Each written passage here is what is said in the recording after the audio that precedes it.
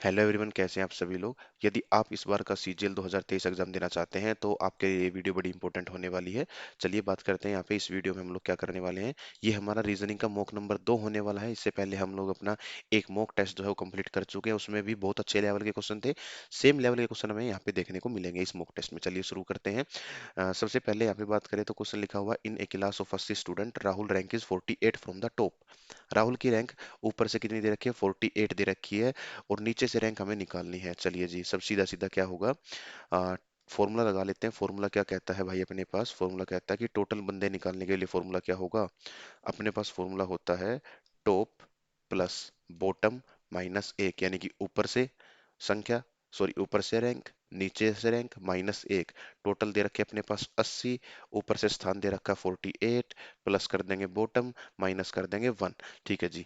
अब ये इधर आ जाएगा, 48 माइनस 1 कितना होगा, 47। अब ये 48 सॉरी 47 जब वो इधर आ जाएगा तो बन जाएगा 80, बराबर नहीं आएगा भाई। 80 minus 47 is equals to bottom आ गया, और इसको जब करेंगे तो अपने पास आंसर आ गया भाई, बॉटम से उसकी रैंक 33। 33 जो है वो हमारे यहाँ पे राइट आंसर हो जाएगा।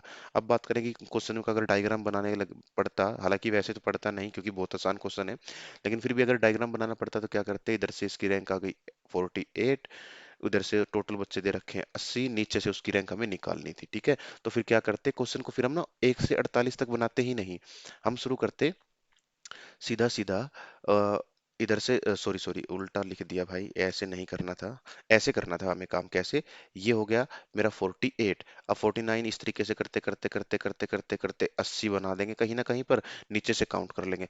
अगर समय बहुत ज्यादा होता, 1.5-2 मिनट का समय होता, तो ये तरीका लगा रहे होते, अदरवाइज तो अपना फॉर्मूले पर ही काम करके अपने आंसर का पता लगा लेते। चलिए नेक्स्ट की बात करते हैं। नेक्स्ट में क्या है, $a बी का मीन्स क्या है। ठीक है जी, कुछ लिखा हुआ है, ए हैज बी का मतलब कुछ लिखा हुआ है, A at the rate B का मतलब कुछ लिखा हुआ है, B percentage B, sorry A percentage B का मतलब कुछ लिखा हुआ है। क्वेश्चन में पूछा गया R is the sister of H. R जो है सिस्टर होनी चाहिए किसकी, एच की होनी चाहिए। चलिए जी, बड़ी अच्छी बात है। क्वेश्चन में कहता है $H, $H का मतलब क्या हुआ कि H is the mother of D हो चुका है। बड़ी अच्छी बात है जी। D eight the rate F का मतलब क्या हुआ कि D is the husband of F हो चुका है। चलिए जी, F हो चुका है, बड़ी अच्छी बात है, तो यानी कि ये वाइफ होगी। आगे हमने देखा F हैज आर, एफ का मतलब क्या है कि एफ जो है हस्बैंड होगा।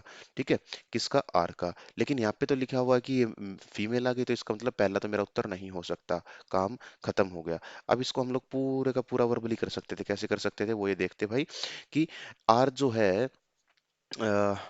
आर से पहले किसका संबंध बनेगा, या फिर चलो ठीक है, इसको तो खैर यहाँ पे क्या ही वर्बली करते क्योंकि छोटा सा है, 1 2 3 4 की बात है। अब इसमें जेंडर भी फाइंड करना पड़ता, तो आर का जेंडर तो खैर कुछ भी आ सकता था, सिस्टर भी आ सकता था, तो आर के केस में तो ऐसा नहीं हो पाएगा। शुरुआत में देख लेते हैं, देखो यहाँ पे रहा, ये रहा आर, $R, $D का मतलब क्या है कि R is the mother of D आ गया, तो आर मदर है तो इसका मतलब वो सिस्टर आ सकती है, नो डाउट। ठीक है, आगे देखा R percentage D, R is the daughter, तो इसका मतलब यहाँ पर भी आ सकता है, ये नन ऑफ दिस बच ही गया, तो हमें पूरा पूरा चेक करना पड़ेगा। अब हम मान के चलते हैं, इसको चेक करते कैसे भाई, आर डॉलर डी का मतलब क्या है कि R is the mother of D हो चुका है, बड़ी अच्छी बात है। D@F, D@F का मतलब क्या है कि D is the husband of, D is the husband of F हो चुका है। एफ हैज एच, अच्छा यहाँ पर भी एफ हैज एच आ गया, यानी कि वही बात आ गई भाई, कौन सी, ये वाली, एफ इज द फादर, जबकि वह फादर नहीं आ सकता, तो ये गलत हो गया।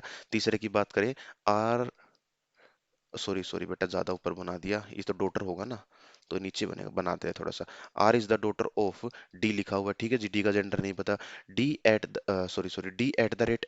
D@F का मतलब क्या है कि D is the husband of F हो चुका है, जो कि बड़ी अच्छी बात है। यहाँ पे एफ आ चुका है, $H, इसका मतलब क्या है कि F is the mother of H आ चुका है, ये आ गया एच, और इसी के साथ अपना आंसर बन गया कि R is the sister of H. Option number C जो है यहाँ पे हमारा राइट आंसर हो जाएगा। चलिए जी, नेक्स्ट की बात करते हैं। नेक्स्ट है भाई अपने पास स्टेटमेंट वाला क्वेश्चन है, बहुत अच्छे क्वेश्चन है। क्यों? क्योंकि अब एसईजीएल जो है यहाँ से पूछने लगा है। हर चैप्टर से मैंने एक क्वेश्चन को यहाँ पे इंक्लूड कर दिया, क्योंकि नए चैप्टर हैं तो ज्यादा से ज्यादा हमें इनकी प्रैक्टिस करनी होगी। और क्वेश्चन को जो गलत कराएंगे वो यही कराएंगे। थोड़ा बहुत भी अपना दिमाग जहाँ जिस चैप्टर में लगाना है वहां पे नहीं लगाओगे तो फंस जाओगे, और जिस चैप्टर में नहीं लगाना वहां लगा दोगे तुम लोग तो फंस जाओगे। क्योंकि यहाँ पर चीजें जो है वो बड़े ध्यान से करनी होती हैं। चलिए पहले पढ़ते हैं क्वेश्चन नंबर। स्टेटमेंट एक में क्या कहता है? The condition of the most of the national highway are bad. तो मोस्ट ऑफ द कंडीशन जो है वो बैड है नेशनल हाईवे की, ठीक है भाई, खराब है। द स्टेटमेंट नंबर दो कहता है government has now sanction a huge amount of money to maintain the national highway.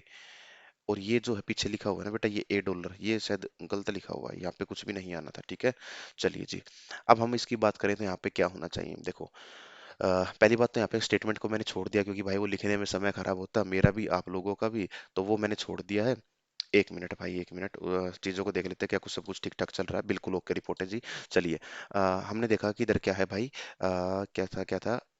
हाँ, स्टेटमेंट की मैं बात करता, स्टेटमेंट में जो है मेरा भी लिखने में समय खराब होता, और आप लोग भी खैर क्या ही पढ़ रहे होते, इसलिए ना सीधा सीधा ऑप्शन से देख लेते हैं कि किस ओके ऑप्शन है। ये कोज एंड इफेक्ट वाले हैं, ठीक है जी। कोज एंड इफेक्ट में भाई हम क्या करते थे? कोज एंड इफेक्ट में हम लोग करते थे कि कोज और इफेक्ट क्या होगा, कोज और इफेक्ट क्या होगा, पहले होने वाली घटना क्या होगी, बाद में होने वाली घटना क्या होगी। तो पहले होने वाली घटना होगी भाई उसका कोज, और बाद में होने वाली घटना क्या होगी, उसका इफेक्ट होगा। जैसे पहले बारिश आई तो जाम लगेगा, तो पहले बारिश का आना हुआ, फिर बाद में भाई जाम लग रहा होगा, ठीक है जी। चलिए भाई आगे बात करें।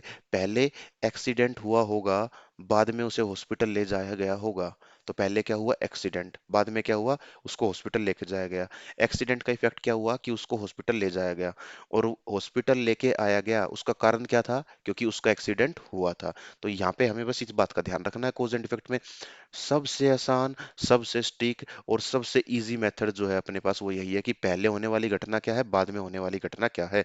दोनों घटना सेम सेम आती हैं तो ठीक है, नहीं आती तो ऑप्शन बदल जाएगा। चलो भाई, तो पहले उनकी स्थिति यानी कि नेशनल हाईवे जो है, पहले नेशनल हाईवे खराब हुए होंगे, या पहले गवर्नमेंट ने उनके रख रखाव के लिए जो है वो एक अमाउंट फिक्स कर दिया होगा, सॉरी एक अमाउंट सैंक्शन कर दिया होगा, ठीक है। तो क्या हुआ होगा भाई, पहले उनकी घटना वो सॉरी पहले उनकी स्थिति खराब हुई होगी ना, तो पहले उनकी कंडीशन खराब हुई होगी, तो पहले क्या हुआ? कोज, तो यानी कि ए इज द कोज। ए कोज कहाँ पे है? ऑप्शन नंबर ए में। और बाद में सरकार ने उनके लिए कुछ पैसा अलॉट किया होगा, तो बाद में क्या हुआ? उसका इफेक्ट। तो A is the cause, B is the effect, और sorry statement number A is the cause और दूसरा जो है उसका इफेक्ट हो चुका है। मेरे हिसाब से मैंने बड़े अच्छे से समझा दिया इसको। दो चीजों का ध्यान रखना है, क्या? एक तो हो गया भाई पहले होने वाली घटना, एक हो गया भाई साहब बाद में होने वाली घटना, और इसी के साथ अपना आंसर जो है वो आ जाएगा। चलिए जी, कोर्स ऑफ एक्शन की बात कर लेते हैं, ठीक है। ये बेटा इंग्लिश में लिखा गया है, ठीक है, आप लोग देख सकते हैं, पढ़ सकते हैं। इंग्लिश में बाद में बात करेंगे, एक बार हिंदी वाले बच्चों के लिए मैं आप लोगों को एक बार क्वेश्चन दिखा देता हूँ। चलिए जी, ये रहा क्वेश्चन आप लोगों के लिए हिंदी में, और इसको सोल्व करेंगे हम लोग इंग्लिश में ही कर रहे होंगे, या फिर हिंदी में ही कर लेते हैं, क्या फर्क पड़ता है, ठीक है ना। और ये भी बेटा यहाँ पे हिंदी में देखो बच्चों ध्यान रहे, ये जो लाइन लिखी गई है वो यहाँ पे बेकार लाइन लिखी गई है, मतलब बकवास वाला बात है। कार्रवाई के दौरान जो है वो कुछ भी नहीं, ये ऐसे ही यहाँ पे लिखा हुआ है। चलिए जी, हाँ अब बात करते हैं कि इसको हिंदी में सोल्व कर लेते हैं। चलो जी, इंग्लिश में मैंने आपको दिखा दिया था, अगर भाई आप देख रहे हैं तो थोड़ा सा बैक जाके इंग्लिश में क्वेश्चन को सोल्व कर सकते हैं। बाकी हिंदी समझ में आता है तो बहुत अच्छी बात है ही। क्वेश्चन कहता है स्कूल प्राधिकरण द्वारा प्रदान किए गए सब्सिडी वाले टिफिन के उपयोग के बाद स्थानीय स्कूलों में कई स्कूली बच्चे बीमार पड़ गए। स्थानीय स्कूलों में नहीं था, स्थानीय स्कूल में था भाई ये क्वेश्चन में, तो एक बार इंग्लिश में देखते हैं। यहाँ पर भी इन लोकल स्कूल्स ही लिखा हुआ है। ओके, ये कोर्स ऑफ एक्शन यहाँ भी लिखा हुआ है, ठीक है ठीक है। चलिए जिसको ना थोड़ा सा अच्छे से देखता हूँ, देखो भाई मैं बताता हूँ कि यहाँ पे एग्जैक्ट क्वेश्चन जो था वो क्या था। एग्जैक्ट क्वेश्चन जो था वो यहाँ पे ये लिखा हुआ था, a number of school children in the local school have, schools नहीं था स्कूल था, have fallen ill after the consumption और their subsidised tiffin provided by the school authority. ये यहाँ पे क्वेश्चन था। क्वेश्चन में कैसा था कि जो स्कूल अथॉरिटी उनको टिफिन प्रोवाइड करा रही है स्कूल को, स्कूल में पढ़ने वाले बच्चों को, तो उसमें वो खाना खाने के बाद बहुत से बच्चे बीमार हो चुके हैं, ठीक है। यहाँ पे स्कूल्स नहीं था बच्चों, स्कूल था। चलो इसको थोड़ा सा मैं अच्छे से लिखूं, अच्छे से क्या लिखना है इसको मैं हटा ही देता हूँ, बिल्कुल ठीक है ना, क्योंकि फिर आप लोग जो है भाई वो कंफ्यूज हो रहे होंगे। और ये भी, इसी को भी हटा देते हैं एक बार के लिए हम लोग। चलिए जी। अब इंग्लिश में बेटा मैंने क्वेश्चन को बड़े अच्छे से बिल्कुल सही बना दिया है। तो ये अपना क्वेश्चन कहता था, ठीक है जी। आगे पढ़ते हैं। The tiffin facility of all school should be discontinued with the immediate effect, ठीक है जी। आगे कहता है the government should implement a system to certify the quality of tiffin provided by the school, ठीक है जी। तो क्वेश्चन में ये बात कही गई थी कि एक स्कूल है, उसने भाई खराब खाना प्रोवाइड करा दिया जिससे बहुत सारे बच्चे बीमार हो गए। कोर्स ऑफ एक्शन में क्या करते हैं हम लोग, एक समस्या दी जाती है, उसका निदान करते हैं कि समस्या से कैसे बाहर निकल सकें। समस्या क्या है अपने पास, स्कूल बच्चे पढ़ रहे हैं स्कूल में, उन्होंने स्कूल का खाना खा लिया, वो बीमार हो चुके हैं। अब समस्या कैसे ठीक की जा सकती है, ये क्वेश्चन में कहता है the tiffin facility of all school should be discontinued with the immediate effect. भाई ऑल स्कूल यानी सभी स्कूलों की हम लोग, मतलब उस क्षेत्र में आसपास जो भी स्कूल है उसकी हम लोग टिफिन सर्विस को डिसकंटिन्यू कर देंगे क्या? नहीं डिसकंटिन्यू करेंगे, क्यों? क्योंकि स्कूल के बच्चे बीमार किसके हुए हैं, एक स्कूल के, तो हम काम भी तो एक स्कूल पे करेंगे, ऐसा थोड़ी सब स्कूल पे कर देंगे। और दूसरी बात, इमीडिएट इफेक्ट लिखा है, भाई बच्चे हैं और उसके बाद खाने की बात हो रही है, तो खाने को हम एकदम कैसे खत्म कर सकते हैं? भाई बच्चा है, कोई 2-4 दिन तो लगेगा किसी न किसी को अरेंजमेंट करने में। तो इमीडिएट इफेक्ट से तो हम उसको बंद नहीं कर सकते हैं, ठीक है। इमीडिएट इफेक्ट तो बहुत बेकार चीज हो गई, क्योंकि खाना जो है एक नेसेसिटी का पार्ट है, डेली नीड का पार्ट है, और हमें चाहिए ही चाहिए। तो हम उसको तो एकदम तो खत्म नहीं कर सकते। हाँ ये होता कि नियर फ्यूचर में अगर हम कर दें तो बात अलग थी, लेकिन इमीडिएट इफेक्ट से तो उसको खत्म नहीं कर सकते। बच्चों को खाने के लिए तो देना ही पड़ेगा भाई, क्योंकि खाना जो है वो एक बेसिक नीड हो गई अपनी, ठीक है। और दूसरी बात, ऑल स्कूल का खाना नहीं कर सकते भाई। जब एक स्कूल के खाने में खराबी मिली है या फिर कुछ किसी भी तरीके से बीमार पड़े हैं, खाना खराब मिला है, तो फिर हम सब स्कूलों की बात नहीं कर सकते, एक की ही बात करेंगे, उसी स्कूल की बात करेंगे। यहाँ होता कि the tiffin facility of that school should be discontinued, तो ठीक था। ओल्ड स्कूल आ गया तो गलत हो गया, इमीडिएट इफेक्ट आ गया तो गलत हो गया। हाँ फिर उसके बाद अगर ये होता कि चलो कुछ और खाने को मिल जाए तो हो सकता था, ठीक है। हाँ लेकिन उस केस में इमीडिएट इफेक्ट वाली बात भी ठीक हो सकती, क्योंकि उसका जब खाना ही खराब है तो हो सकता कुछ, जैसे मान के चलो दाल खराब आ चुकी है उसकी, तो एक बार बनेगी तो भी खराब होगा, दो बार बनेगी तो भी खराब होगा, चार बार बनेगी तो भी खराब होगा। तो उस केस में इमीडिएट इफेक्ट भी ठीक होगा, क्यों? क्योंकि फिर भाई इमीडिएट इफेक्ट, क्योंकि खाना ही खराब है, खराब क्वालिटी का है, तो फिर हमें वो बंद करना पड़ेगा। ऐसा नहीं कि हम और बच्चों को भी खाने दें वो फिर से बीमार हो जाए, ऐसा हम नहीं करेंगे। तो उस स्कूल के लिए तो इमीडिएट इफेक्ट वाली बात भी बिल्कुल ठीक थी, नो डाउट है, उसको हम लोग गलत नहीं मानेंगे। आगे देखते हैं। The government should implant a system, implement a system to certify the quality of tiffin provided by the school, बिल्कुल ठीक बात है। भाई गवर्नमेंट को कदम उठाना चाहिए ना कि खाना जो है वो खराब कैसे मिला। तो गवर्नमेंट को क्या करना चाहिए, ये दूसरे वाला चीज जो है वो बिल्कुल ठीक तरीके से करना चाहिए। तो इसका राइट आंसर हो जाएगा ऑप्शन नंबर बी। मेरे हिसाब से भाई मैंने कोर्स ऑफ दोनों ही कोर्स ऑफ एक्शन को बड़े अच्छे से समझा दिया है, ठीक है, पहले को भी दूसरे को भी। चलिए भाई आगे बात करते हैं। ये इसका हिंदी वर्जन था। आगे देखते हैं क्या है। स्टेटमेंट अजम्पशन की बात करता है। देखो बेटा, स्टेटमेंट अजम्पशन की बात करेगा तो क्या होगा, इम्प्लिसिट और इम्प्लिसिट शब्द यूज होगा किसकी जगह पर, जहां पे फॉलो होता है वहां पे इम्प्लिसिट यूज हो रहा होगा। लेकिन फॉलो बोलो, इम्प्लिसिट बोलो, एक ही बात है, हमें अनुमान लगाना है, ठीक है जी। देखो यहाँ पे क्या है, अनुमान, कथन और अनुमान, हम किस अनुमान पर पहुंच सकते हैं यहाँ से वो हम देखेंगे। ये हिंदी है भाई, आगे इंग्लिश की बात कर रखी होगी। चलिए देखते हैं क्या है। हमारे Europe Holland sorry Europe holiday package की लागत देश के कुछ हॉलीडे पैकेजों से कम है। एक भारतीय ट्रैवल कंपनी का एक विज्ञापन है। क्या विज्ञापन है कि भाई हम यूरोप घुमाते हैं आपको, मान के चलो 5,000 रुपए में। और कहीं पर भारत में ही कोई मान के चलो गोवा घूमने जाता है तो उसके लग जाते हैं 6,000। तो कंपनी ने क्या विज्ञापन किया है कि हम आपको यूरोप घुमा देंगे कम कम लागत में, जिससे कि आप लोग अपने ही देश में कुछ जगह पर घूमते हो उससे भी कम पैकेज, उससे भी सस्ते पैकेज में हम आप लोगों को यूरोप घुमा देंगे।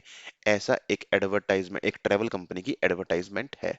तो यहाँ से क्या अनुमान लगेगा भाई, लोग तुलनीय लागत पर देश के भीतर स्थानों की तुलना में विदेशी गंतव्य की यात्रा करना पसंद करेंगे, बिल्कुल ठीक बात है। जय मान के चलो ऐसा ऑफर आ जाए, हकीकत में यदि ऐसा ऑफर आ जाए तो आप जाना चाहोगे या नहीं जाना चाहोगे?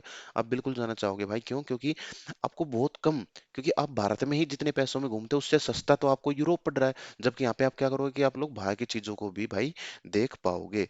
तो चल जाए यार, चलिए जी। तो ये तो बिल्कुल फॉलो कर जाएगा। लोग आमतौर पर ऐसे विज्ञापनों से जानकारी प्राप्त करने के बाद अपनी यात्रा का फैसला लेते हैं, बिल्कुल ठीक बात है भाई। लोग ये भी काम करेंगे, क्यों काम करेंगे? क्योंकि लोग आमतौर पर ऐसे विज्ञापनों से जानकारी प्राप्त, क्योंकि लोगों को पहली बात यकीन सा नहीं होगा कि भाई इतना सस्ता कैसे मिल रहा है, और अगर मिल रहा है तो लोग जाने के लिए क्या कर रहे होंगे भाई, लोग जाने के लिए बड़े अच्छे से फैसला कर रहे होंगे, पूरी जानकारी प्राप्त करने के बाद फैसला कर रहे होंगे कि भाई हम सच में इतने पैसों में जा रहे हैं या कोई और स्कीम है, दिखाने के लिए इतना पैसा लिखा रखा, बाकी पता चला कि हमें उधर जाके पे करना है। तो ऐसे में लोग जल्दबाजी नहीं करेंगे, वो क्या कर रहे होंगे, पूरी जानकारी लेने के बाद डिसीजन बना रहे होंगे। लेकिन हाँ, लोग जाना तो चाहते हैं भाई, बिल्कुल जाना चाहते हैं, जाना तो पसंद करेंगे। देखो यहाँ पे क्या है, ये नहीं बोला कि वो चले जाएंगे, यहाँ पर बोला है कि वो पसंद करते हैं। पसंद बिल्कुल करेंगे भाई जाना, लेकिन जाएंगे नहीं, जाने से पहले वो क्या करेंगे, उस विज्ञापन के बारे में पूरी पूरी जानकारी लेंगे। तो यहाँ पे आंसर क्या हो जाएगा, दोनों की दोनों बातें ठीक होंगी। दोनों की दोनों बातें क्या होंगी, ठीक होंगी। यहाँ पर ऐसा होता कि लोग तुलना में ठीक है, लोग चले जाते हैं, ठीक है भाई, लोग चले जाते हैं। दूसरा क्या लिखा होगा, लोग आमतौर पर ऐसे विज्ञापनों में जानकारी प्राप्त करने के बाद यात्रा का फैसला लेते हैं। ठीक बात है। तो उस केस में क्या आंसर क्या होता है, उस केस में आंसर होता है आइदर एक और दो, लिया तो लोग चले जाएंगे बिना कुछ सोचे समझे, या फिर लोग जो है सोच समझ कर जाएंगे। दो ही काम होंगे, या तो बिना सोचे समझे चल देंगे या फिर सोच समझ कर जाएंगे भाई। तो उस केस में आइदर एक और दो होता, लेकिन यहाँ पर ऐसा नहीं बोला है कि वो चले जाएंगे, यहाँ पर बोला है करना पसंद कर सकते हैं। तो उस केस में तो भाई फिर क्या होगा, दोनों की दोनों बातें ठीक होंगी। चलिए जी आगे बात करते हैं। ये क्या है भाई, ये स्टेटमेंट एंड आर्ग्यूमेंट है आई थिंक, सॉरी अजम्पशन था ये, हाँ ये स्टेटमेंट एंड आर्ग्यूमेंट है भाई। ठीक है जी, स्टेटमेंट एंड आर्ग्यूमेंट में क्या लिखा हुआ है, एक मिनट उसका पहले हिंदी वर्जन देख लेते हैं, सामने हिंदी में लिखा गया है, आप लोग हिंदी पढ़ सकते हैं, कर सकते हैं, कोई डाउट नहीं है। क्वेश्चन को देखते हैं क्या है, क्या अनजाने में अपराध करने वाले प्रतिष्ठित लोगों से विशेष व्यवहार किया जाना चाहिए। यानी कि जो लोग फेमस हैं भाई, उन उनसे कोई अनजाने में कोई अपराध हो गया है, तो क्या उनसे विशेष व्यवहार किया जाना चाहिए। तो आप लोगों से एक तर्क पूछा है कि बताओ भाई क्या ये बात ठीक है या गलत है। हाँ, प्रतिष्ठित लोग जानबूझकर अपराध नहीं करते, यानी कि जो फेमस पर्सनैलिटी हैं वो जानबूझकर अपराध नहीं करते हैं, पहली बात तो ये हो गई। दूसरा कहता है नहीं, यह हमारी नीति है कि कानून के समक्ष सभी समान हैं। ठीक है जी, ये बात बिल्कुल ठीक हो चुकी है। चलिए, तो यहाँ पर भाई आप लोगों को दो से तीन प्रैक्टिकल एग्जाम्पल मिले होंगे अपनी लाइफ में, अगर आपने सुने होंगे तो बहुत पुरानी बात नहीं है, थोड़ा सा कुछ साल पहले की ही बात है। यदि आपको पता हो ऐसा तो आपको पता होगा कि यहाँ पर क्या ठीक होगा। यहाँ पर ये जो है भाई ऑप्शन, जो दूसरे नंबर पे लिखा हुआ ये वाली जो स्टेटमेंट है, वो एक स्ट्रोंग स्टेटमेंट है। स्ट्रोंग क्यों है, गवर्नमेंट का बनाया हुआ क्या है भाई कानून, उसको फॉलो करना ही पड़ेगा, जो कि सभी कर रहे होंगे। ठीक है जी। हाँ, पर फेमस पर्सनैलिटी से जानबूझकर अपराध नहीं करते हैं, बिल्कुल गलत बात है भाई ये। करें या ना करें, अपराध तो कर ही रहे हैं ना। तो ये क्या हो गई, ये स्ट्रोंग नहीं है। अब इसका प्रैक्टिकल एग्जाम्पल की बात करें, सलमान खान का आपको केस पता होगा भाई, वो हिरन वाला जो केस है उसका, ठीक है जी। तो अब भी उसको जेल जाना पड़ता है, मान के चलो पता नहीं सजा हुई या नहीं हुई, ठीक है, लेकिन केस चलता रहता है भाई उसका। उसका भाई ड्राइविंग वाला जो केस है, ठीक है, वो चलता रहता है भाई। आपने देखा होगा, एक और प्रैक्टिकल एग्जांपल संजय दत्त के बारे में आपने सुना होगा, उसमें क्या था, उसको तो भाई जेल ही हो चुकी थी, तो जेल काट के आया था। तो अपराध करे या ना करे, फेमस हो या ना हो, जेल तो जाना ही पड़ेगा भाई।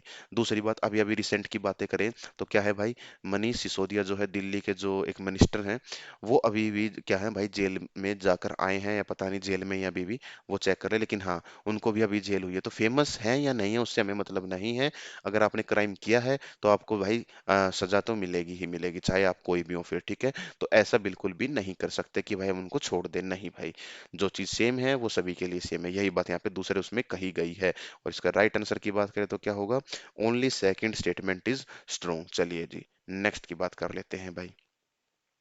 आगे लिखा गया स्टेटमेंट है, कंक्लूजन है। Now it is the sale of television. अच्छा, उससे पहले एक बार हिंदी में देख लेते हैं, ये सामने हिंदी में लिखा गया है भाई, आप लोग देख सकते हैं, ठीक है। अब आपने पढ़ लिया होगा, तो चलिए क्वेश्चन को इंग्लिश में सोल्व करते हैं। क्या स्टेटमेंट कंक्लूजन का मतलब क्या है, कि क्या हम इस दी गई बात से पहली बात कह सकते हैं या दूसरी कह सकते हैं, दोनों कह सकते हैं या दोनों की दोनों नहीं कह सकते।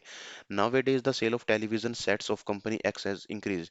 मान के चलिए किसी कंपनी की जो टेलीविजन की सेल है वो अभी हाल फिलहाल के दिनों में बढ़ चुकी है। मान के चले एक कंपनी का नाम है, जैसे कि आप लोगों को पता ही होगा, टोनी टीवी जो है एक बड़े ही फेमस कंपनी है, फेमस इन द सेंस कि यदि आप लोग TMKOC के फैन है तो आपको पता होगा कि टोनी टीवी क्या होता है।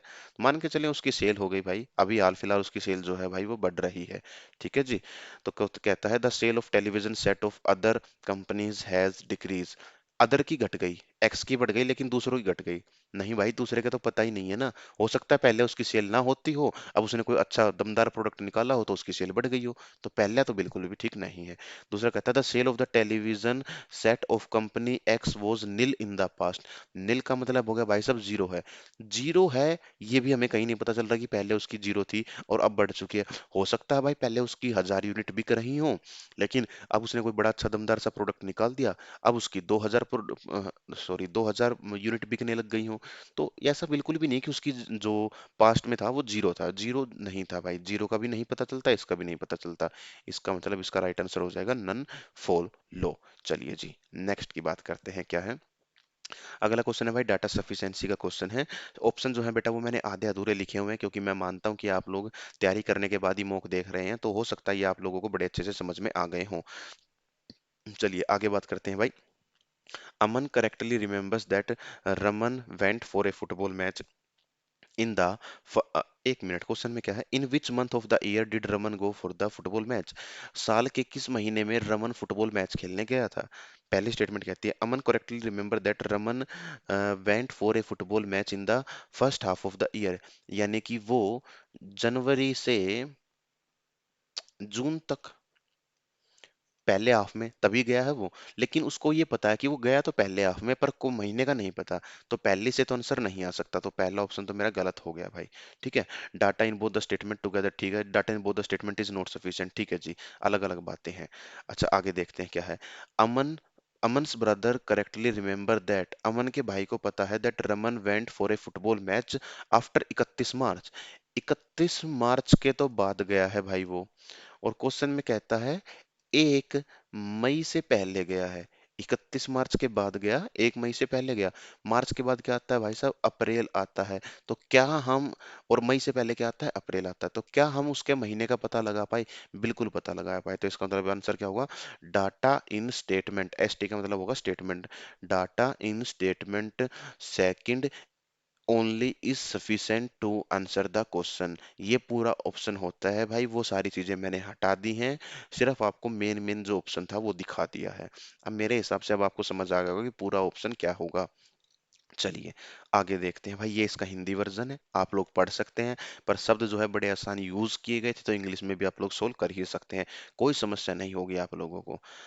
नेक्स्ट की बात करते हैं। एक बड़ा ही अच्छा सा क्वेश्चन है भाई, लेकिन उससे पहले क्या करेंगे, हिंदी पढ़ लो भाई इसकी। ठीक है जी। हिंदी में पढ़ना है आपको, 1-2 सेकंड है आपके पास, हिंदी पढ़ लीजिए। उसके बाद बात करेंगे इसको सोल्व करने की, जो कि सोल्व कर रहे होंगे हम लोग इंग्लिश में ही। ठीक है जी, आप लोगों ने पढ़ ली होगी। चलिए बात करते हैं। 8 लोग हैं, क्या क्या नाम दे रखा है। रेक्टेंगुलर टेबल के आसपास बैठे हुए हैं, सेंटर के facing the centre, same order में नहीं है, 4 ऑफ देम। ठीक है भाई, रेक्टेंगल है, 8 लोग बैठे हुए हैं, सेंटर में फेस है, तो बता रखा मैंने आप लोगों को बहुत बार कि चीजें जो काम कर रही होंगी वो कैसे काम करेंगी भाई। वो ऐसे काम करती हैं कि 8 लोग हैं, कुछ कोने पर बैठे होंगे, यानी कि 4 कोने पर बैठे होंगे, और 4 साइडों पर बीच में बैठे होंगे। चलिए, there are 2 person sit between S and V. S और वी के बीच में 2 व्यक्ति, ये एस है तो इधर आ गया वी। लेकिन भाई साहब ऐसा भी तो हो सकता था कि ये आ जाए अपने पास एस, ये आ जाए जी अपने पास, ऐसा आ जाए, और इसके कहीं ना कहीं इधर आ जाए वी आ जाए। इसके 2 पर्सन बैठे हुए हैं, बिल्कुल जी, इधर वी आ जाए। ठीक है, कभी ऐसा मान के चलो इधर मान लो, क्या फर्क पड़ता है। लो भाई, तुम्हारे मन है तो इधर मान लेते हैं, कि सर उधर क्यों मान लिया, इधर तो आपने बीच में मान लिया, उधर वहां मान लिया, तो लो भाई इधर मान लो, क्या फर्क पड़ता है। There is 1 person sit between V and P. V और पी के बीच में एक व्यक्ति बैठा हुआ, ठीक है, यानी कि या तो पी इधर आएगा या पी इधर आएगा। लेकिन आगे ही देखते हैं, हु लिखा हुआ है, हु आता है अपने से ठीक पहले के लिए। Who is not an immediate neighbour of S, यानी कि पी जो है वो एस का इमीडिएट नेबर नहीं है, इसका मतलब वो इधर नहीं आ सकता। तो फिर वो कहाँ आएगा भाई, वो इधर आ जाएगा। पी जो है वो एस का इमीडिएट नेबर नहीं है, इसका मतलब यहाँ नहीं आ सकता, तो फिर पी जो है वो किधर आ जाएगा, वो इधर आ जाएगा। चलो जी। R is neither an immediate neighbour of P nor S. R जो है वो पी का नेबर नहीं है, तो इसका मतलब यहाँ नहीं आ सकता, यहाँ नहीं आ सकता। एस का नेबर भी नहीं है, इसका मतलब यहाँ नहीं आ सकता, तो एक जगह बच गया वो इधर। चलिए जी, इधर बात कर लेते हैं क्या है। पी का नेबर नहीं है, इसका मतलब इधर नहीं आ सकता, इधर नहीं आ सकता। आर का नहीं है, इधर नहीं आ सकता, इधर नहीं आ सकता, तो आर जो है सिर्फ एक स्थान पर ही आएगा। ठीक है जी। U sits to the immediate right of V, U जो है वो वी के इमीडिएट राइट में बैठा हुआ है। वी का फेस अंदर, वी का इमीडिएट राइट, कुछ नहीं बचेगा, पूरा गलत। वी का फेस अंदर, वी का इमीडिएट राइट, ये बचेगा, बिल्कुल बचेगा भाई। और इधर ही हम लोग इसको लिख देंगे। क्या लिखेंगे भाई? हम्म, क्या, किसका नाम था? यू। ठीक है जी, ये हो गया। S does not sit at any corner of the table, S corner पर नहीं बैठा। चलो लो भाई, ये तो और भी अच्छी बात हो गई। एस को हमने बीच में ही बैठा रखा था, मान के चलो कॉर्नर पर भी बैठा रखा होता तो देख लेते एक बार क्या होता आगे। W sits third to the left of Q, W जो है वो क्यू के थर्ड लेफ्ट पे बैठा है, तो क्यू कहाँ पे बैठेगा? ये रहा क्यू, क्यू का पहला लेफ्ट, क्यू का दूसरा लेफ्ट, क्यू का तीसरा लेफ्ट। कौन है? डब्लू है। एक व्यक्ति आ गया, टी आ गया। ठीक है भाई। अच्छा मान के चलो यदि आप लोग जो है वो एस को कॉर्नर पर बैठा देते, आप एस को ना यहाँ बैठा देते, तो क्वेश्चन पर कोई फर्क नहीं पड़ता भाई। क्यों फर्क नहीं पड़ता? क्योंकि बंदे तो ऐसे ही बैठे होंगे। मान के चलो एस को अगर इधर बैठा देते, तो फिर क्या करते, कौन इधर आ जाता, पूरा क्वेश्चन सोल्व हो जाता। फिर या तो समझ लो कि रोटेशन कर लो उसकी, क्योंकि उसको या तो एक क्लॉकवाइज घुमा दो तो इसका मतलब सारे के सारे क्लॉकवाइज घूम जाएंगे, या एंटी क्लॉकवाइज घुमा दो। या फिर मन नहीं माने तो भाई फटाफट, क्योंकि सोल्व वोल तो कुछ करना था नहीं, बस इतना सा पता था हमें, कुछ ऐसा काम कर लेंगे। कैसे? एस को मान के चलो हमने पहले इधर बैठा रखा होता, तो अब क्या करते, एस को बैठा देंगे बीच में, और फिर उससे जो क्लॉकवाइज है उन सभी को डाटा फिल कर लेते हैं। जैसे कि एस के बाद आ जाता है T W P U V R Q. तो इस एस कहाँ बैठा है इसका तो कोई फर्क पड़ता ही नहीं, कॉर्नर पर है या नहीं है, तो ये तो कोई इफेक्ट नहीं पड़ेगा भाई। ये अपना चार्ट बन चुका है, एक क्वेश्चन पूछा जाए वो आप लोग बता सकते हैं, कोई भी हो। ठीक है जी। नेक्स्ट की बात कर लेते हैं। 5% जो है वो कुछ इस तरीके से पैदा हुए हैं 2010 तक। ठीक है जी। तो मान के चलो 10 आ गया, 9 आ गया, लगातार सालों में पैदा है, तो भाई ये आ गया 8, ये आ गया जी 7, ये आ गया जी 6। 5 लोग 5 सालों में पैदा हो रखे हैं, 10 पे खत्म है जी। ठीक है। S was born in an even, चलिए चलिए चलिए, एस जो है थोड़ा सा इसको और अच्छे से कर लेते हैं भाई एक बार के लिए। चलिए जी, ये मान के चले 6, ये आ गया जी 7, ये आ गया 8, ये आ गया 9, ये आ गया जी 10। अब बात कर लेते हैं एस जो है वो, अच्छा बेटा मेरे को पता है कि ना यहाँ पे अलग अलग बनेंगे, तो मैं पहले एक ही साथ लाइन लगा रहा हूँ आप लोगों के लिए, ठीक है ना। तो ऐसा नहीं है कि भाई मैंने ये लाइन क्या खींच दी, आपको लगानी पड़ेंगे, नहीं नहीं भाई, आपको साथ साथ लगानी है। पर मेरे को पता है कि इसमें क्वेश्चन में बनेगी, तो मैंने पहले ही लगा ली, क्योंकि बार बार पेन चेंज करना पड़ेगा फिर। S was born in an the even number, S जो है वो इवन नंबर में पैदा हुआ है। ए या तो एस 6 साल 2006 में हुआ है भाई। ठीक है। या फिर एस जो है वो कहाँ पे होगा, वो 8 में होगा, या फिर एस जो है वो कहाँ होगा, 10 में होगा। चलो जी ठीक है। क्वेश्चन में कहता है only one person was born between S and T, S और टी के बीच में एक व्यक्ति, लो जी। एस और टी के बीच में या तो एस, टी नीचे आएगा, या फिर एस इधर है तो टी जो है ऊपर आ जाएगा। ठीक है भाई, ये हो गया। एस और टी के बीच में एक व्यक्ति, चलो जी एस और टी के बीच में एक व्यक्ति हो चुका है। ठीक है जी। T was born immediate after Q, T जो है वो इमीडिएट क्यू के जस्ट बाद में पैदा हुआ है, क्यू के जस्ट बाद में। ठीक है जी, इसका मतलब क्यू और टी बिल्कुल साथ साथ है, तो यहाँ तो कुछ बचेगा ही नहीं, तो ये तो मेरा गलत हो गया। अच्छा यहाँ पे ये है तो इधर आ गया क्यू, इधर आ गया जी क्यू, इधर आ गया जी क्यू। बड़ी अच्छी बात है। आगे देखते हैं। R was not born in the year 2009, R जो है 2009 में पैदा नहीं हुआ है। ठीक है जी। आगे देखते हैं। Only one person was born between Q and R, Q और आर के बीच में सिर्फ एक व्यक्ति है, क्यू और आर के बीच में। देखो भाई, अगर 2009 में पैदा नहीं हुआ है, एक व्यक्ति बनाना है, तो मैं आर को इधर बना दूंगा। लेकिन फिर क्या कहता है कि आर जो है 2009 में तो आ ही नहीं सकता, तो यानी कि ये वाली जो बात है मेरी वो भी गलत हो चुकी है भाई। ठीक है जी। ये वाली बात भी मेरी गलत हो चुकी है। अच्छा अब क्या करें, क्यू और आर के बीच में एक व्यक्ति, only one person was born between Q and R, तो यहाँ पे क्यू है। आर अगर इधर नीचे आर डाल दे तो भाई आ नहीं सकता, क्यों? क्योंकि फिर आर 2009 में आ जाएगा, जो कि हो नहीं सकता। और ऊपर डाल दें तो फिर बीच में एक व्यक्ति नहीं आ सकता, तो इसका मतलब ये मेरा गलत हो गया। अब कहानी बड़ी आसान है, एक ही ठीक होगा, वो ठीक होगा भाई ये वाला। काम खत्म। जो क्वेश्चन पूछा जाए वो हमें बता देना है। और अगर सीक्वेंस की बात करते हैं, एग्जैक्ट सीक्वेंस क्या बनेगी, पहले पी पैदा हुआ, फिर आर, फिर एस, फिर क्यू, फिर टी। चलो जी। नेक्स्ट क्वेश्चन की बात कर लेते हैं भाई। ये बेटा इसका हिंदी वर्जन है। आई थिंक मैंने पहले दिखा दिया है तो बड़ी अच्छी बात है, नहीं दिखाया तो आप लोग इसको देखकर कर सकते हैं। मेरे हिसाब से तो भाई आप लोगों को कोई भी डाउट यहाँ पे नहीं होना चाहिए था। चलो जी, नेक्स्ट क्वेश्चन की बात कर लेते हैं। अगला क्वेश्चन देखेंगे, सिलोगिज्म का है भाई। यदि आप मेरे तरीके से करते हैं तो बड़ा अच्छा है, बाकी दूसरे तरीके से करते हैं तो भाई मेरे को पता नहीं कि किस तरीके से क्या आंसर होगा। इसकी बात कर लेते हैं कि यहाँ पे आंसर जो है अपने पास क्या बन रहा होगा। चलिए जी, पहला है भाई कैट और जेबरा की बात करता है। ये रहा कैट, ये रहा नीचे जेबरा। तो अब इसको कंबाइन करेंगे तो रिजल्ट बनाना है हमें कैट और जेबरा के बीच। कैट और जेबरा के बीच रिजल्ट क्या बनेगा? डॉग से डॉग कट जाएगा, टाइगर से टाइगर नहीं कट पाएगा क्योंकि इधर भी 50 है इधर 50 है, तो रिजल्ट नहीं बन पाया। रिजल्ट नहीं बन पाया तो इसका मतलब बेटा सारी पॉसिबिलिटियां ठीक होती हैं, तो कैट और जेबरा की सारी पॉसिबिलिटियां यहाँ पे ठीक हो जाएंगी। ठीक है जी, आगे बात कर लेते हैं भाई एक बार। All zebra being dog is a possibility. ये रहा जेबरा, ये रहा भाई अपने पास डॉग। अब इसको देखते हैं कैसे करेंगे। जेबरा से डॉग हमें चाहिए, तो टाइगर से टाइगर बेटा कट ही नहीं रहा है। दूसरी बात क्या है कि हम खैर दूसरी बात तो क्या ही करें, जब कट ही नहीं रहा तो कुछ बनेगा ही नहीं, ठीक है ना। तो जब नहीं कट रहा तो इसका मतलब क्या होगा भाई, इसकी भी ये वाली पॉसिबिलिटी जो है वो बिल्कुल ठीक हो जाएगी। तो इसका जो राइट आंसर क्या है वो हो जाएगा बोथ फॉलोज। अब यदि आप लोग इसको भाई बना के कर रहे हो वेन डायग्राम से तो फंस जाओगे, क्योंकि फिर करना पड़ेगा काम और इतना समय अपने पास होता है नहीं। तो उस केस में हम लोग क्या कर रहे होंगे, अपने मेरे तरीके से, यानी कि जो 150 का तरीका मेरा तो बनाया हुआ नहीं है, मतलब कि मैं जिस तरीके से कराता हूँ उस तरीके से करेंगे तो बड़े आसानी से अपने पास जो है आंसर आ ही जाएगा। चलिए जी, नेक्स्ट सवाल की बात करते हैं। तो ये अपना जो है वो कंप्लीट हो चुका है। ये इसका हिंदी वर्जन है बेटा, पढ़ के देख के कर सकते हैं, वीडियो को पॉज करें, देख लें, कर ले। आगे करते हैं। आगे है भाई इनइक्वालिटीज से। जेड से ओ। ये रहा जेड भाई साहब, ये रहा ओ। तो जेड से ओ तक हमें जाना है तो हम लोग क्या कर रहे होंगे, जेड से एम तक जाएंगे भाई। वापिस जा रहे हैं तो साइन को पलट देंगे। अब ओ एम से ओ तक, क्योंकि हमने जेड से एम की तरफ जाना, फिर एम से ओ की तरफ जाएं तो अपना कंप्लीट बन जाए। अब देखेंगे हम एम से ओ की तरफ जाएंगे तो ये बन जाएगा। दो सिंबल आ गए, दोनों में बड़ा कौन सा, यानी कि सेम ही सिंबल है, क्या वो लिखा गया है? बिल्कुल लिखा गया है, तो ये ठीक होगा। आगे देखेंगे एन से ओ। एन से ओ तक जाना है भाई मेरे, और ये रहा मेरा एन, और ये रहा मेरा ओ, यानी कि एन से ओ तक जाऊंगा मैं।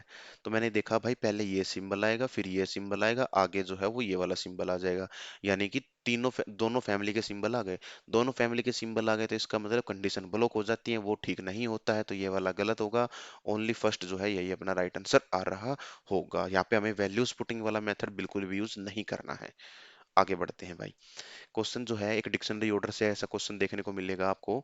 तो बड़ा अच्छा क्वेश्चन है, क्योंकि ऐसी लैंग्वेज जो है वो आप लोगों ने पहली बार देखी होगी डिक्शनरी ऑर्डर में, तो बहुत अच्छा क्वेश्चन यहाँ पे बनाया गया है भाई।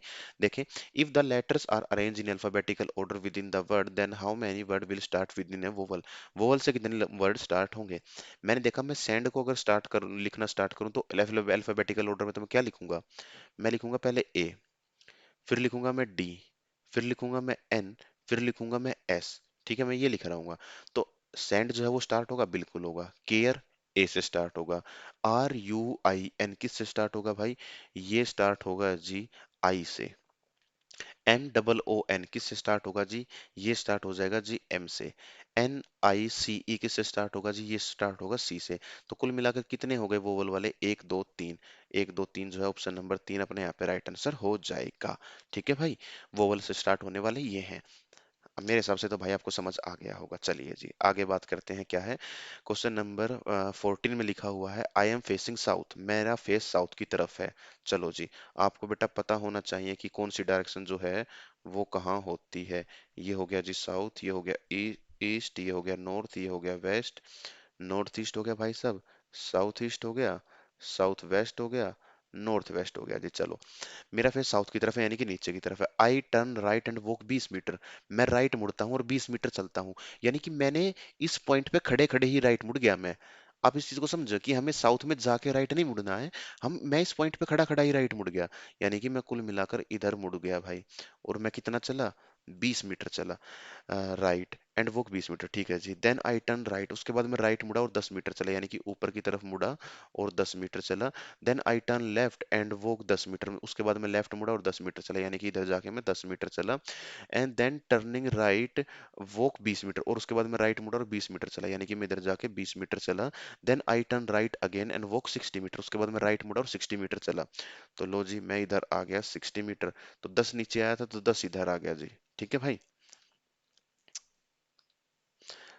अब इधर से इधर तक मैं 20 आया था, यानी कि इसके बराबर तक मैं 20 आ गया, तो ये हो गया मेरा भाई 20। अब इसके बाद बात कर लेते हैं क्या होगा आगे।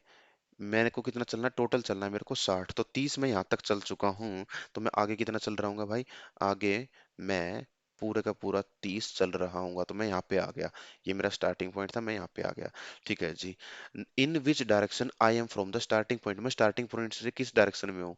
तो फ्रॉम क्या बोला गया है बेटा, फ्रॉम बोला गया, फ्रॉम स्टार्टिंग पॉइंट। तो फ्रॉम के बाद क्या है बेटा, स्टार्टिंग पॉइंट। स्टार्टिंग पॉइंट पे हम लोग क्या बना देंगे, डायरेक्शन का चार्ट बना देंगे। तो ये बन गया भाई डायरेक्शन का चार्ट। और इस डायरेक्शन का नाम ही क्या होता है भाई, इस डायरेक्शन का नाम होता है जी नॉर्थ ईस्ट। तो नॉर्थ ईस्ट जो है अपना राइट आंसर आ जाएगा, क्योंकि डायरेक्शन का जब चार्ट बनेगा तो कुछ इस तरीके का बन रहा होगा वो। ठीक है। और जब हम इस डायरेक्शन की बात करेंगे तो ये डायरेक्शन कौन सी होगी जी, नॉर्थ ईस्ट हो जाएगी। चलिए जी, नेक्स्ट क्वेश्चन की बात करते हैं। नेक्स्ट क्वेश्चन क्या है, यहाँ पे क्वेश्चन कहता है मैथमेटिकल ऑपरेशन का एक सवाल पूछा गया है भाई। और क्या कहा गया है कि हम किस साइन को बदलें कि अपना जो समीकरण है वो बिल्कुल ठीक बन जाए। सॉरी सॉरी, साइन के साथ साथ बेटा नंबर भी लिखा हुआ है कि हम ना साइन के साथ साथ नंबर को भी बदलें। चलिए जी देखते हैं। मान के चलो मेरा पहला ऑप्शन ठीक है, मैं 9 की जगह पे 2 रख दूं, 2 की जगह पे 9 रख दूं, माइनस मल्टीप्लाई रख दूं। ये- यानी इधर तो मैं रख दूं 2, इधर मैं रख दूं 9। ठीक है जी। अच्छा, डिवाइड मेरा को बदलना है नहीं। भाई जब डिवाइड एग्जैक्ट हो ही नहीं रहा तो एग्जैक्ट 6 कैसे बनेगा, बनेगा क्या, नहीं बनेगा। आगे देखते हैं, मैं 150 की जगह भाई क्या रख दूं, मैं 150 की जगह 2 रख दूं, 2 की जगह मैं क्या रख दूं, 150 रख दूं। डिवाइड की जगह पे मैं माइनस रख दूं, और माइनस की जगह पर भाई मैं डिवाइड रख दूं। तो क्या होगा भाई, सॉरी सॉरी 150 होगा बेटा। ठीक है जी। तो 14 डिवाइड बाई 9 करूंगा तो क्या एग्जैक्ट डिवाइड होगा, एग्जैक्ट डिवाइड भाई नहीं हो रहा होगा। तो ये भी मैं नहीं कर करूंगा। चलो भाई, अगर ऐसी बात है तो आगे देख लेते हैं इसको एक बार। 9 की जगह पर 2, 2 की जगह पर 9। चलो जी, इधर आ गया जी 2, इधर आ गया जी 9। डिवाइड की जगह पर मल्टीप्लाई, मल्टीप्लाई की जगह पर डिवाइड। भाई ये बन गया, कैसे बन गया, इसको डिवाइड करेंगे तो बनेगा जी 10। उसके बाद हम लोग कर रहे होंगे 9 गुना 2, इधर बनेगा भाई साहब 18। ये बनेगा जी 14, माइनस कर देंगे। ये बनेगा जी 24, 24 माइनस 18 बनेगा 6। ऑप्शन नंबर तीसरा मेरा राइट आंसर हो जाएगा। अच्छा बेटा, मान के चलो मेरा तीसरा भी राइट नहीं होता, तीसरा भी मेरा गलत होता, तो मैं क्या करता, उस केस में जो मैंने पता है मेरा पहला गलत है, मेरा दूसरा गलत है, तो तीसरा भी मैंने चेक कर लिया जो कि गलत आया, तो फिर मेरे का चौथा ठीक होगा ही होगा। मैं चौथे को चेक नहीं करता, क्योंकि चौथा फिर मेरा ठीक होगा ही होगा। अच्छा मान के चलो चौथा गलत मिल जाए तो क्या करेंगे, चौथा गलत है तो भी नंबर दे के जाएगा, क्योंकि भाई गलती का तो नंबर मिलता है।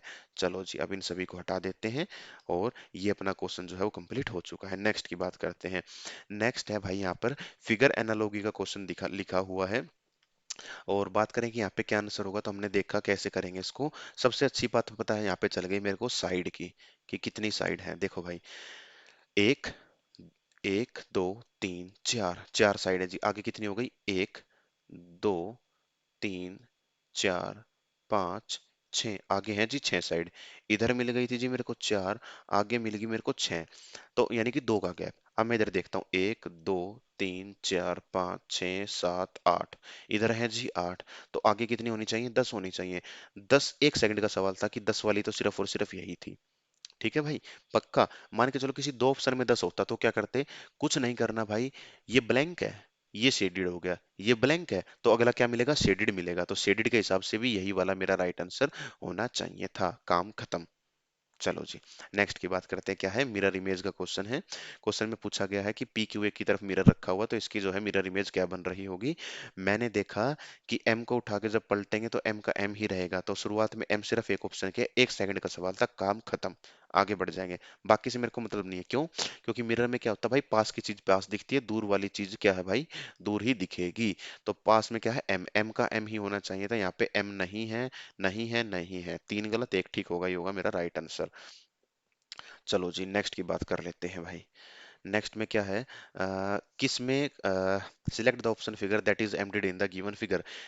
ऑप्शन को, सॉरी, कौन सी ऐसी फिगर है जो कि यहाँ पर एम्प्टीड है, वो हमें देखकर पता लगानी है।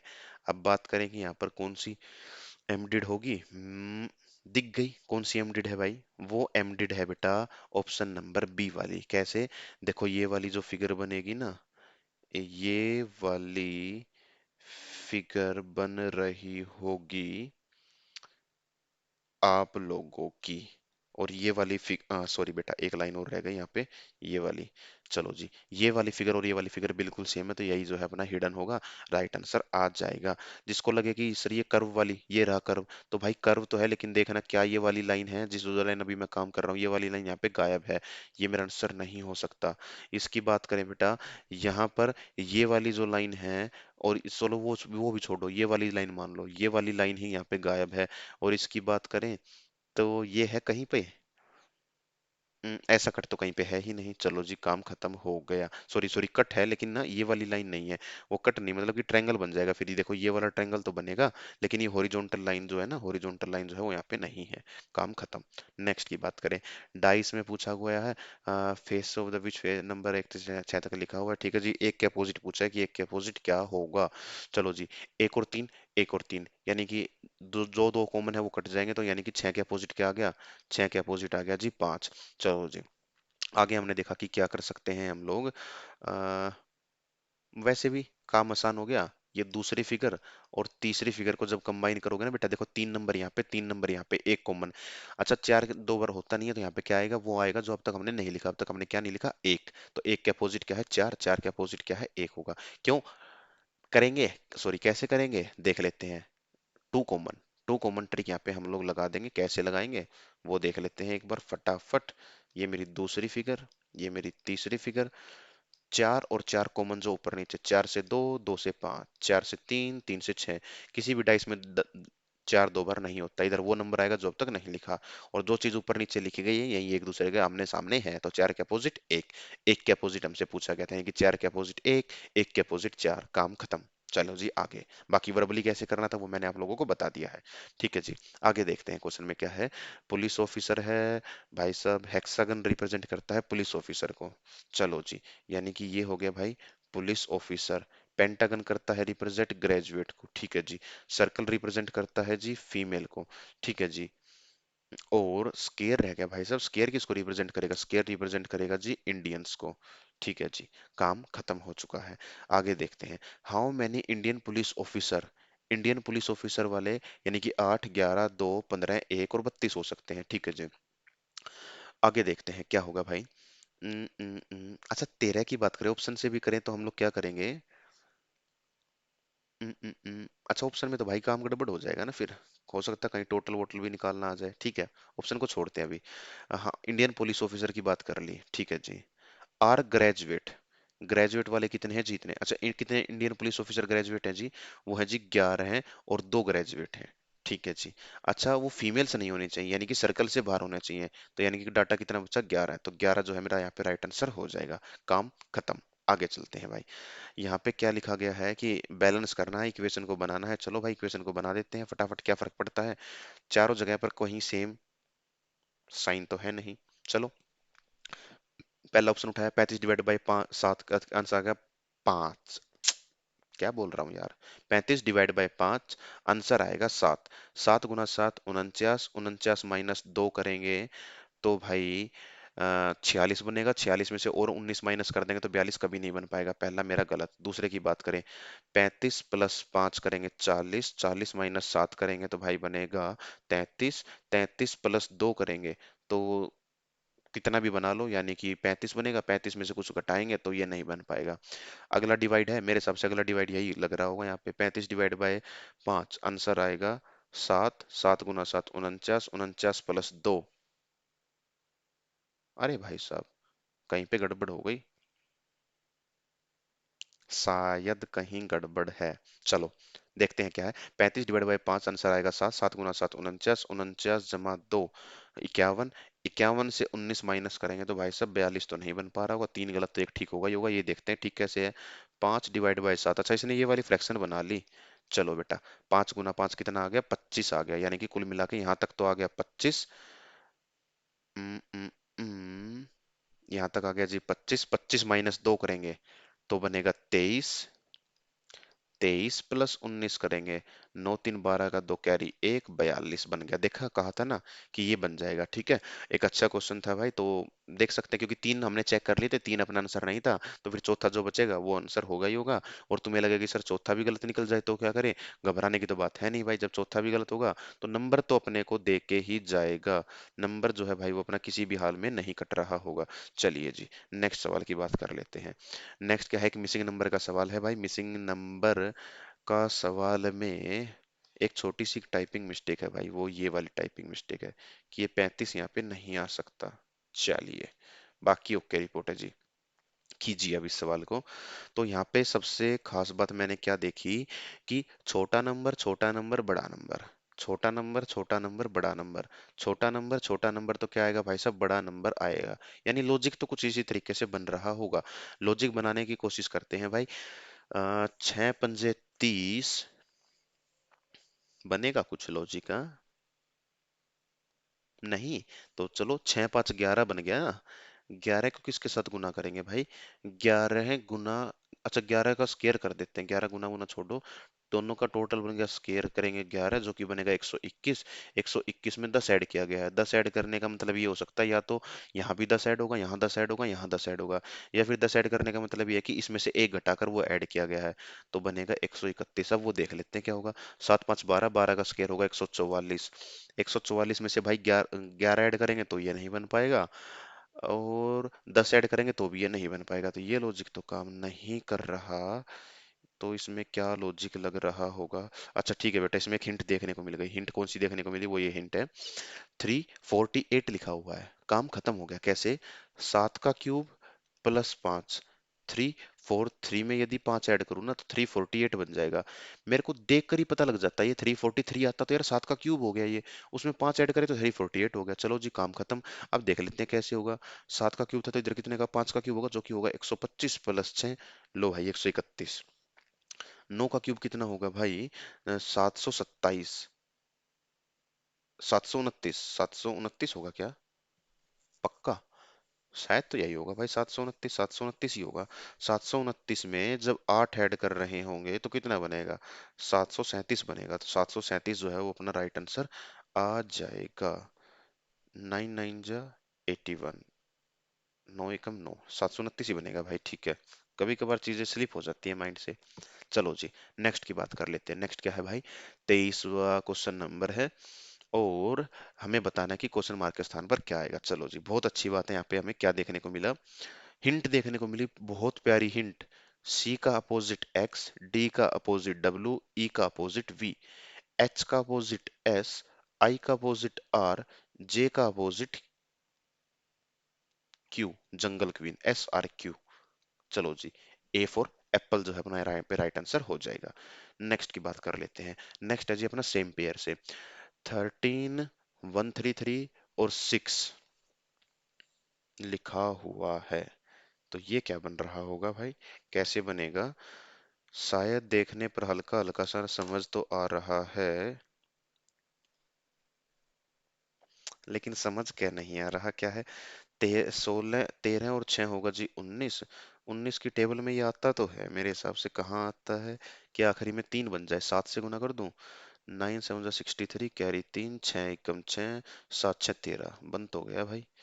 यानी कि गुना 7 कर दिया, ऐड करके गुना 7 कर दिया। ठीक है जी, 9 और 4 13, 13 गुना 5 करेंगे तो ये बनेगा, 7 से तो नहीं बन रहा। 16 गुना नहीं कर पाएंगे भाई, क्योंकि 10 और 6 16, 16 को गुना करेंगे 7 के साथ तो 8 तो नहीं बन पाएगा। 3 2 5 नहीं बन पाएगा। 11 + 2 13 है, 13 गुना 7 करेंगे तो 91। 91 में अगर क्या ऐड करना हो भाई, 91 में 13 × 7 तो ये बन गया। 7 ही क्यों किया गया वो समझते हैं। 7 ही इसलिए किया गया है बेटा, आ गया ध्यान, देखो 7 किस लिए किया गया है। 13 -6 कितना होगा, 7 होगा, इसलिए 7 किया गया है। अब एक बार देखते हैं, 9 गुना सॉरी, 9 - 4 कितना होगा, 5 होगा, तो इन दोनों का टोटल कितना था, 13 था। सॉरी सॉरी सॉरी, तो ये आ गया 13 × 5 किया गया, जो कि 65 होगा। पहला ऑप्शन ही मेरा यहाँ पे राइट आंसर होगा। तो यहाँ पे ये क्यों किया गया है, अब उसको एक बार देख लेते हैं, लिख लेता हूँ मैं लॉजिक आप लोगों को के लिए कि क्या होगा यहाँ पे। तो 13 - 6 यानी कि इनका डिफरेंस लेना है। इनके डिफरेंस को हमें गुना करना है, सॉरी सॉरी, इनका टोटल लेना है। इनके टोटल को बेटा हमें गुना करना है इनके डिफरेंस के साथ। तो वो कितना बनेगा, 19 × 7, 133। ये अपना यहाँ पे बन रहा होगा। चलो जी, काम खत्म हो गया। आगे देखते हैं बेटा। ये क्वेश्चन मैंने भाई प्रीवियस ईयर एग्जाम से उठाया है आप लोगों को समझाने के लिए कि ऐसा क्वेश्चन आ जाता है, मनगढ़ंत क्वेश्चन है ये। कब आया है वो देख लो। कभी मैं कराता तो तुम्हें लगता कि भाई सर ने तो ऐसा ही अपने हिसाब से कुछ भी लॉजिक बना दिया, ऐसे लॉजिक थोड़ी आते हैं एग्जाम में। लेकिन आया हुआ लॉजिक है भाई। सीधा सीधा क्वेश्चन समझा रहा हूँ। TORCH UNPSDI, ठीक है जी। आगे देखा मैंने, BEST लिखा हुआ है जी, CDFTU। बताता हूँ लॉजिक क्या है भाई। टी से यू आया यानी कि +1, ठीक है जी। अब यहाँ पे क्या है, देखो एच, 8 से आई आया +1, सी से डी आया जी +1, आर से एस आया जी +1। अब यहाँ पे क्या है भाई, ये जो है वो दो लॉजिक देगा क्या, एक -1, एक +1। सेम काम इधर होगा, यानी कि दूसरा लेटर ही ऐसा काम कर रहा होगा। अब देखते हैं मार्क्स के केस में क्या होगा। m+1, m+1 करेंगे तो बनेगा भाई n, इसमें से एक घटा देंगे बनेगा z, इसमें एक ऐड करेंगे बनेगा b। NZB किस में है, NZB ऑप्शन नंबर डी में है। हमारा काम खत्म हो जाएगा, ठीक है जी। ये हो गया भाई अपना करने का तरीका। अब इसमें देखते तो, इधर से इधर +1, इधर से -1, ये आ गया जी +1, यहाँ पर +1, यहाँ पर +1 है। तो इस तरीके का यहाँ पे लॉजिक लगा हुआ है। अब एग्जाम का है तो देख लो भाई, मैं बताता तो तुम्हें मनगढ़ंत लगता। ठीक है जी। आगे बात करते हैं, क्वेश्चन नंबर 26 में क्या है। क्वेश्चन पूछा गया है, यू स्टे लेट के लिए कोड क्या होगा। यू का कोड यहाँ से पता लग जाएगा भाई, लेट का कोड यहाँ से पता लग जाएगा, और स्टे का कोड कहाँ से पता चलेगा, स्टे का कोड यहाँ से पता लग जाएगा। ठीक है जी। अब इसकी बात कर लेते हैं कि यहाँ पे कैसे हमें करना होगा। चलिए जी, यू आर देयर के लिए कोड क्या है, यू आर देयर, और ये रहा कोड। दूसरा यू कहाँ पे मिलेगा भाई हमें, हमें मिलेगा, किसका कोड पता लगा लें भाई, आर का कोड पता लगा लें। यहाँ से चलो जी, आर का कोड क्या होगा, यानी कि यहाँ और यहाँ पे कॉमन क्या है, इसमें और इसमें सिर्फ एक शब्द कॉमन है, वो है आर। ये रहा आर, ये रहा आर। तो इन दोनों में कॉमन क्या है, इन दोनों में कॉमन है डर। तो आर के लिए कोड हो गया जी DER। आर का तो खैर हमें बताना नहीं, आर के लिए कॉमन हो गया जी DER। ठीक है जी। आगे हमने देखा कि हम किसका निकाल लें, देयर का निकाल सकते हैं क्या कहीं से, बिल्कुल निकाल सकते हैं भाई, यहाँ से निकाल सकते हैं। देयर इधर भी है, देयर इधर भी है, और इन दोनों में कॉमन क्या है जी, इन दोनों में कॉमन JER, सिंगल आर आना चाहिए था भाई इधर तो, तब तो बन जाएगा। अब डबल आर है तो गड़बड़ लग रही है क्वेश्चन में ही कहीं ना कहीं पर। चलो यू का कोड निकालते हैं कि यू के लिए कोड क्या होगा। यू का कोड पता लगेगा क्या, यहाँ से नहीं पता लगेगा, यहाँ से नहीं पता लगेगा, यहाँ से नहीं पता लगेगा। नहीं लग रहा तो फिलहाल भाई एक सिंगल आर ही मान लेते हैं। तो किसके लिए, देयर के लिए, देयर के लिए क्या होगा भाई, देयर के लिए होगा JER। बाकी बच गया यू, तो यू के लिए क्या बच गया फिर, यू के लिए बच गया TER। यू का हो गया लेट का कोड, इधर वी दे रखा है, इधर वी दे रखा है। तो वी और वी के लिए हम लोग क्या यूज करेंगे, जो कॉमन कोड होगा, कॉमन कोड यहाँ और इस शब्द में, और यहाँ पर हमें देखना कि यहाँ पे क्या कॉमन है। यर, ओ, YERMER, यहाँ पर NER हमें देखने को मिला, यानी कि वो कोड किसका होगा भाई, वी का। वी का कोड क्या होगा, वी का कोड होगा जी NER। वी का कोड हो गया NER। स्टे का कोड क्या होगा, स्टे कहाँ कहाँ दे रखा है, स्टे एक तो बेटा यहाँ है, एक यहाँ है। अब स्टे के लिए कोड क्या होगा वो हमें देखना होगा। स्टे YER दोनों जगह पर है, बिल्कुल है जी, तो YER। स्टे के लिए हो गया जी YER। अब देखते क्या होगा, you stay late, you stay यानी कि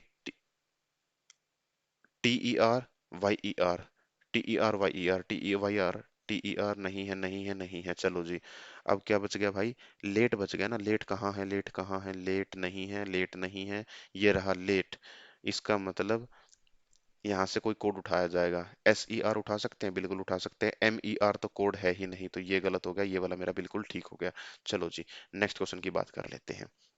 नेक्स्ट क्वेश्चन क्या है? बड़ा ही अच्छा सा क्वेश्चन है यहाँ पे। और 10 20 17 यहाँ पे क्या होगा भाई? ये तो काम गड़बड़ हो गया। CGHLLE LQ, ये भी नहीं पता लग रहा। ऐसा कैसे? सी जी है तो इधर भी जी से शुरू होता, तभी तो एल और एल बनेगा। इधर एल आ गया, कैसे आ गया वो समझ में नहीं आ रहा। तो क्या होगा भाई? चलो एक छोटी सी चीज ये तो दिख रही है यार। 3 + 7 10 हो गया। इसको देख लेते, फिर ये निकालना ना, अगर ये लॉजिक लगेगा तो 12 + 17, 7 गुना दोनों, एक 29 दे रखा, कहीं पे 29 दे रखा है भाई। अगर ऐसा है तो स्कोर चेक करते हैं। 12 + 5 17, बिल्कुल ठीक है जी। 12 + 8 20, ठीक है। चलो जी, यही लॉजिक लग रहा है यहाँ पे। क्या? L question mark Q. L का स्थान 12 है, इसका स्थान 11 है। दोनों का करेंगे भाई ऐड, और वो कितना बनेगा? 29। 29 बन रहा होगा तो बीच में आ जाएगा जी 29। 29 अपना राइट आंसर हो जाएगा। चलो भाई नेक्स्ट की बात करते हैं। नेक्स्ट यहाँ पे एक लेटर सीरीज का सवाल दे रखा है, बड़ा ही अच्छा सवाल है। कैसे सवाल होगा वो हम लोग करते हैं एक बार। उससे पहले मैं एक बार देख लेता हूँ क्या कुछ सब चीजें ठीक ठाक चल रही हैं क्या। बिल्कुल ओके रिपोर्ट है जी हर जगह की। तो चलिए भाई, फिलहाल इसकी बात कर लेते हैं क्या है। ए सी डी, और फिर कुछ कुछ बातें कर रखी हैं। सबसे पहले कैसे करते हैं? 1 2 3 4 5 6 7 8 9 10 11 12 13 14 15 16। 16 है तो इसका तो चार चार का कुछ ना कुछ पेयर बन रहा होगा। हाँ, ये बन गया जी 4। ये बन गया जी अगला 4। ये बन गया जी अगला 4, और फिर ये रहा जी 4। ये तो बड़ा आसान है यार, मेरे को तो दिख रहा है। A B C, अगर इधर मैं डी रख दूं कुछ बनेगा, और अगर मैं इधर बी रख दूं, A B C D, D C B A, A B C D, D C B A, ये तो बहुत आसान था यार, ये तो दिख ही रहा है। B D A B कहाँ है भाई?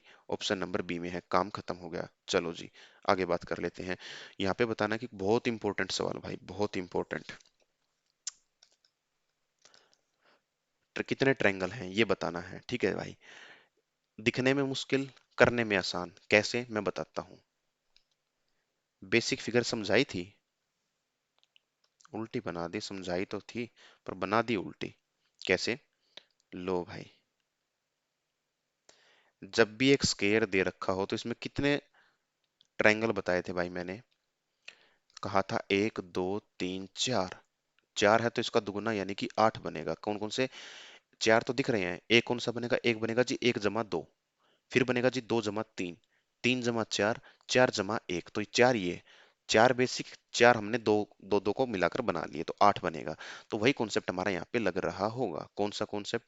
वही देखते हैं। देखो बेटा, ये वाली जो लाइन है ना, ये वाली लाइन मैं आप लोगों को दिखाना चाहूँ। ये वाली जो लाइन है, अब ये वाला क्या है भाई? क्या ये सेम चीज है या नहीं है? बस इसको थोड़ा सा घुमा दिया गया है तो ये बन गया। यानी कि कुल मिलाकर यहाँ पर कितने हो रहे होंगे भाई? कुल मिलाकर यहाँ पर 8 होंगे। 8 ऊपर से 8 नीचे से। 4 है, 1 2 3 4, 1 2 3 4, तो क्या बनेगा भाई? 8 ऊपर से 8 नीचे से, यानी कि कुल मिलाकर 16, तो ये बन गए। अच्छा जी, 17 18 19 20। 17 18 19 20, 21 22 23 24, यानी कि यहाँ तक कुल मिलाकर 24। तो 2 2 4 2 6 2 8, 8 ही होंगे जी। ठीक है जी। आगे देखते हैं कौन कौन से बने होंगे। कुछ ऐसे भी होंगे जो दो को मिलाकर बने होंगे। किस किस को मिलाकर बने होंगे? अरे भाई, चलो जी मैं बताता हूँ किस किस को। देखो भाई, सबसे पहले बना होगा ये वाला। इन दो को मिला देंगे तो बनेगा जी नंबर 1। उसके बाद बनेगा जी नंबर 2। उसके बाद बनेगा जी नंबर 3। तो 3 इधर से बनेंगे भाई। ठीक है। अब देखते हैं क्या होगा। इन दोनों को बीच वाले को मिलाकर तो हम बना ही चुके हैं, बड़ी अच्छी बात है जी। ठीक है। अब 3 बनेंगे, और एक चौथा कौन सा बनेगा भाई? चौथा देखो ये बनेगा बेटा, ये वाला। ये वाला अभी तक हमने कंसीडर नहीं किया था। 3 जमा 1 कितना होगा जी? 4। 4 इधर से है जी, तो 4 ही ऊपर की साइड से होंगे। 4 और 4 कितना हो गया जी? 8 हो चुका है। तो अब कितने बनेगा भाई वो? 8 और 8 हो गया 16, और 8 और 8 16, 16 16 कितना हो गया जी? 32 हो चुका है। अब इसके बाद बात करते हैं कि यहाँ पे कितने ऐसे हैं जो छिपे हुए रह गए। अब देखो क्या होगा। अ, एक ये वाला भी तो छिप गया भाई। नहीं, ये तो हमने काउंट कर लिया भाई। फिर कौन सा रह गया? हम्म, एक ये बनेगा। 32 तो नहीं, इसका तो बनेगा तो 34। थोड़ी देर पहले काउंट किया बेटा जब, तो ठीक बन रहा था। एक बार दोबारा देखते हैं क्या रह गया भाई। देखो, ये और ये। 4 इधर से 4 इधर से, यानी कि 8 8 गुना 2 16, बिल्कुल ठीक है जी। 4 ये, 1 मिनट 1 मिनट, 1 2 3 4। 4 इधर से 8, तो 8 बनेगा। 8 ये लिखा हुआ है, बिल्कुल ठीक है। 8 यहाँ पर हमने लिख दिया। आगे देखते हैं कि क्या बचेगा, क्या बनेगा। दोनों को मिलाकर क्या है, इन दो को ऐड करेंगे तो भाई एक तो ये बनेगा जी 1 नंबर। एक ये बनेगा जी, ना ना ना, ये तो हम पहले उसमें काउंट कर चुके हैं। हम्म, चलिए जी, क्या होगा, एक तो ये बनेगा, दूसरा बनेगा जी ये 2, तीसरा बनेगा जी ये 3, और एक बनेगा जी ये वाला 4। और एक और है यार, कौन सा है?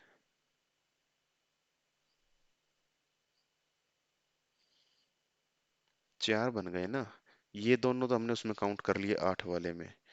तो एक दो, एक दो ये काउंट कर लिया, अभी एक ये रहा। 1 2 3, एक ये काउंट कर लिया। 1 2 3 4। अच्छा, एक ये रहा बेटा, तीसरा। और एक कितना था? एक अभी अभी तो काउंट किया था, एक ये वाला था। एक ये रहा, तो 4 इधर से 4 इधर से 8। 8 ही बन रहे हैं यार, 32। थोड़ा सा डाउटफुल क्वेश्चन है बेटा, इसमें कुछ रह गया। इसको मैं नेक्स्ट वीडियो में कवर जरूर कराऊंगा। फिलहाल इसमें कुछ ध्यान नहीं आ रहा, या फिर अभी एक नेक्स्ट क्वेश्चन कर लेते हैं अपना आखिरी क्वेश्चन जो, उसके बाद इसको करेंगे एक बार दोबारा देखते हैं। आगे देखेंगे जो कि है 30। इसमें बात करते हैं कि यहाँ पे क्या बनेगा। ऊपर एक जो है देखो कैसे बनेगा, एक ट्रायंगल है, नीचे एक रेक्टेंगल है। फिर से क्या बनेगा, नीचे एक रेक्टेंगल सा बनेगा, इधर एक ट्रायंगल बनेगा। इस तरीके की 4 लाइन होंगी। इस तरीके की 4 लाइन कहाँ है भाई साहब? ऑप्शन नंबर 4 में है, काम खत्म।